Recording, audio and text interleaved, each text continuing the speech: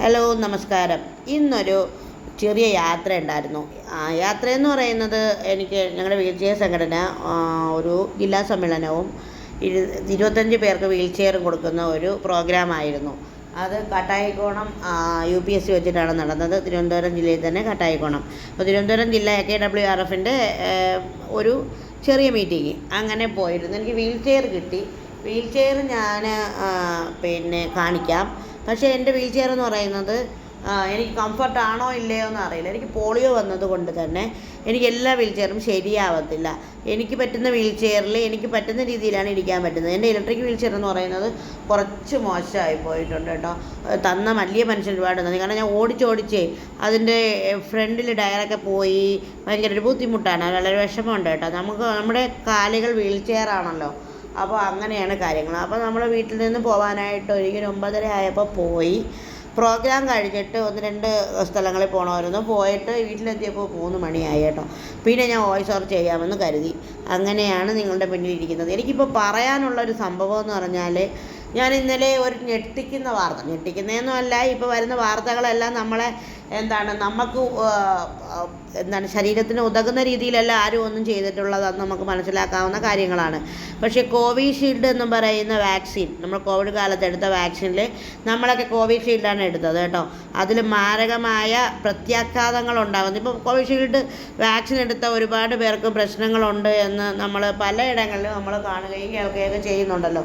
പക്ഷേ ഇതൊരു വലിയ ദോഷം ഉണ്ടാകുമെന്നും ആ കമ്പനി തന്നെ പ്രത്യാഘാതങ്ങൾ ഉണ്ടാകുമെന്നും ഒരു രോഗം ഉണ്ടായേക്കാമെന്നും രക്തം കട്ട പിടിക്കുന്ന ഒരു പ്രശ്നം ഉണ്ടായേക്കാമെന്നും പറഞ്ഞത്രേ, ആ കമ്പനി തന്നെ പറഞ്ഞത്രേ. പക്ഷേ ഇവരെന്തുകൊണ്ട് അന്ന് പറഞ്ഞില്ല? ഇവർ നമ്മളെ ഇങ്ങനെയാണോ മനുഷ്യരെ കൊല്ലാനിരിക്കുന്നതെന്ന് ആലോചിച്ചപ്പോൾ ഉണ്ടല്ലോ, നമുക്കിപ്പോൾ ഈ കോവിഡ് കഴിഞ്ഞതിന് ശേഷം നമ്മുടെ വാക്സിൻ എടുത്ത മിക്കവാറും പേർക്ക് ഈ 3 വാക്സിനൊക്കെ എടുത്തത് വളരെ ദോഷമാണ് എന്ന് പറയുന്നുണ്ട്. 2 വാക്സിനൊക്കെ എടുത്തപ്പോൾ നമ്മൾ നിർത്തി. 3 വാക്സിൻ എടുക്കണ്ടെന്ന് ചിലരുടെ പറഞ്ഞില്ല. ഇതിന് ശേഷം കേട്ടോ, അതിന് പിന്നെ അമ്മയ്ക്കൊക്കെ 60 വയസ്സ് കഴിഞ്ഞവർക്കൊക്കെ നമ്മൾ എടുത്തിട്ടുണ്ടായിരുന്നു കേട്ടോ. ഒട്ടും തന്നെ വയ്യാത്ത അവസ്ഥയാണ്. ചൂടിനെയൊന്നും ഒന്നും പ്രതിരോധിക്കാൻ തന്നെ പറ്റുന്നില്ലാത്തൊരവസ്ഥയാണ് ഇപ്പോൾ അമ്മയ്ക്കൊക്കെ ഉള്ളത് കേട്ടോ. അപ്പോൾ പ്രോഗ്രാം സ്ഥലത്ത് ഞാൻ എത്തിയതാണ്. എൻ്റെ സെൽഫി സ്റ്റിക്ക് പൊട്ടിപ്പോയി. അത് കാരണമാണ് ഞാൻ ഇങ്ങനെ എടുത്തേക്കുന്നത് വീഡിയോ കേട്ടോ. എല്ലാവരും ക്ഷമിക്കണം. എല്ലാവരും ഇങ്ങനെ ഇരിക്കുന്നതൊക്കെ ഞാനൊന്ന് പകർത്തിയതാണ് കേട്ടോ. അവിടെ സ്കൂളിനകത്ത് തന്നെ നമുക്ക് ഒരു ഓണപരിപാടി ആദ്യം നടത്തിയിട്ടുണ്ടായിരുന്നു. അവിടെ വെച്ചിട്ടായിരുന്നു ഇത്. ഇവിടെ കീർത്തി രാജേഷിൻ്റെ തൊട്ട് സ്ഥലത്തെ സ്കൂളാണ് കേട്ടോ.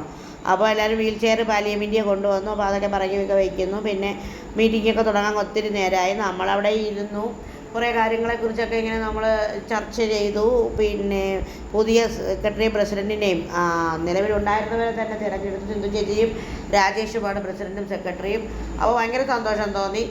എല്ലാവരും കൂടെ അവിടെ ഇരുന്ന് പിന്നെ നമ്മൾ അവിടെ നിന്ന് ഇറങ്ങിയിട്ട് പിന്നെ നമ്മളൊരു ഷോപ്പിൽ കയറേണ്ട കാര്യം ഉണ്ടായിരുന്നു. അപ്പോൾ ഷോപ്പിങ് കഴിഞ്ഞ് വീട്ടിലെത്തിയപ്പോൾ നമ്മൾ ഫുഡ് വാങ്ങി വന്ന് വീട്ടിലിരുന്ന് കഴിക്കുകയാണ് ചെയ്തത്. ചോറ് വാമനപുരത്ത് ഒരു സ്ഥലത്ത് നിന്ന് വാങ്ങിക്കൊണ്ടുവന്ന് കഴിച്ചു. അതുകൊണ്ട് എൻ്റെ ചോറ്റുപാത്രം എന്ന് പറയുന്ന സെഗ്മെൻ്റ് അല്ലെങ്കിൽ ഷോർട്സ് ഞാൻ ഇട്ടില്ലായിരുന്നു.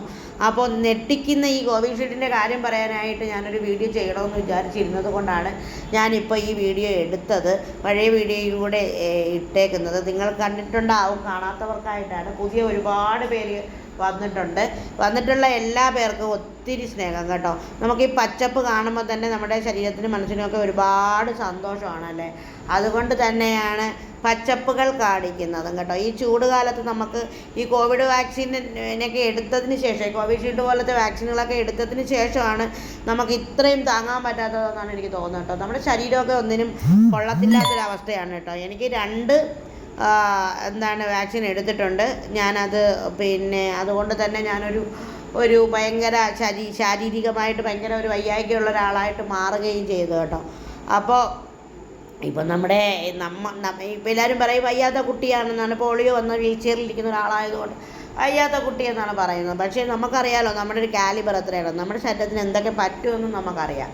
അപ്പോൾ നിങ്ങൾ ഈ വീഡിയോ കണ്ടുകൊണ്ടിരുന്നവർ ഈ ചാനൽ സബ്സ്ക്രൈബ് ചെയ്ത് വീഡിയോ കാണണം കേട്ടോ. വീഡിയോ കണ്ട് കൂടെ നിൽക്കണം.